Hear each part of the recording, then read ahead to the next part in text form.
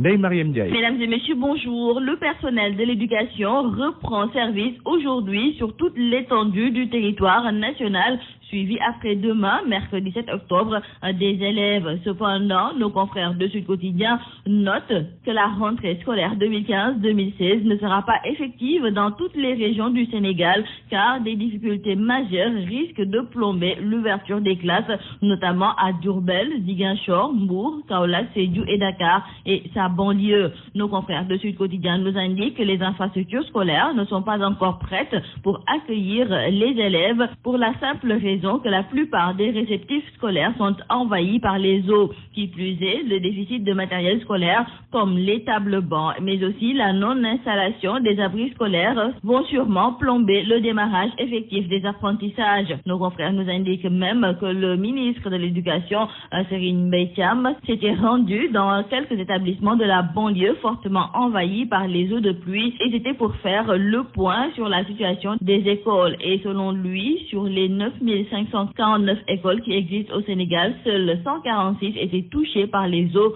sur l'ensemble du territoire national. Et il assure que l'ensemble des services de l'État se sont mobilisés pour que les eaux soient évacuées des écoles touchées. Nos confrères de Sud Quotidien nous proposent donc aujourd'hui un tour d'horizon pour constater une situation aux allures de forcing de la part de l'État pour cette rentrée 2015-2016 et nous donne rendez-vous aussi les mardis et mercredis. Nos confrères reviendront sur la qualité des enseignements, apprentissage et le suivi du protocole d'accord. En tout cas, retenons avec nos confrères du journal Grand Place que du côté des enseignants, le concept Ubitei Jangatei ne sera pas de mise parce que du côté du grand cadre, ils estiment que les autorités de ce pays n'ont pas fait de l'école une priorité. Cependant, le secrétaire général du cadre unitaire syndical des enseignants du moyen et du secondaire CUSEMS, Abdoulaye Ndoye, contrairement à Abdou Fati, déclare être en phase pour respecter la date de la rentrée des classes. Et nous reparlons avec nos confrères du journal Libération de l'enquête sur l'affaire du Radisson et comme le révélait Libération,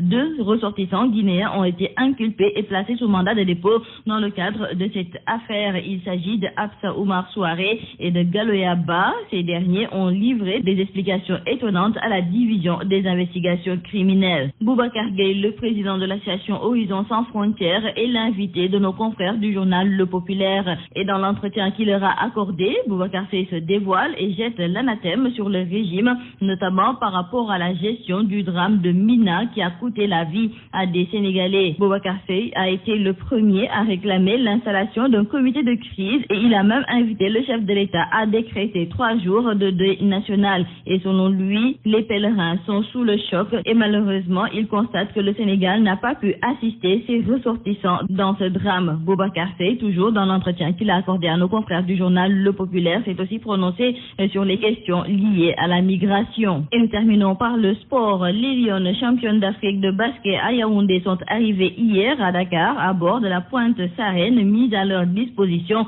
par le chef de l'État Macky Sall. Dans le quotidien Le Soleil, nos confrères nous parlent de l'accueil populaire réservé aux reines d'Afrique. Dans le quotidien du sport Stade, nos confrères nous parlent même d'un accueil digne de championnes d'Afrique. Et hier, elles ont été reçues par le chef de l'État Macky Sall et le chef de l'État les a félicitées une à une avant de brandir la coupe tout fier de l'exploit de la bande à Aya Traoré. Cependant, notons avec nos confrères du journal Le Quotidien que si les filles de Moustapha Gueye espéraient ressortir du palais les poches pleines de francs CFA, les championnes d'Afrique vont devoir encore garder leur mal en patience car le président Sall, après les avoir vivement félicités ainsi que l'ensemble de la délégation, les a renvoyés à jeudi pour les récompenser. Et c'est ce qui fait dire à nos confrères du journal L'Observateur que les Lions font le job et Macky Sall retarde le jeu car le chef de l'État leur donne rendez-vous jeudi prochain car le chef de l'État fait durer le suspense car pour récompenser ces vaillantes filles à la hauteur de leur exploit,